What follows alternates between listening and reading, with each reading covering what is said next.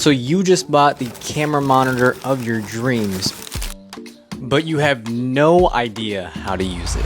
This is how you can use some of the key assist tools on your camera monitor. For this example, I'll be using the FEELWORLD F5 ProX. Let's talk about peak focus. Usually when I'm out shooting, I rely on my camera's autofocus capabilities. But in some situations where I'm shooting fast action content or sit down interviews, I shoot in manual focus. Sometimes you can use that extra help with making sure your subject is in focus by using the peak focus tool. To keep it simple, this tool helps highlight peak contrast in your frame with a false color overlay. Double, triple checking that you're in focus. Next tool that I want to talk about is zebras. If you want to take your video shooting skills to the next level, this one is important. This tool basically helps out with exposing your image correctly. Cameras nowadays have some sweet color profiles, and you want to make sure that you're capturing as much color range as possible. When you toggle this tool on, it'll display an overlay that measures a specific measurement of light called IRE.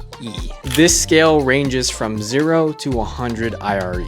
0 being pure black in your image and 100 being pure white in your image. Ideally, you want to avoid overexposing to 100 IRE because you lose all that color range and detail in that area. For your best bet, try to expose your image to 55 to 60 IRE.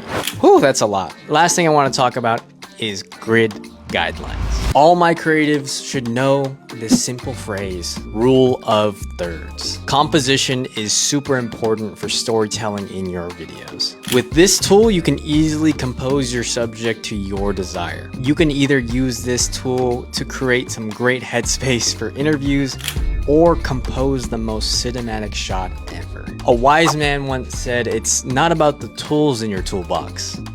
It's how you use those tools. Good night. I don't know.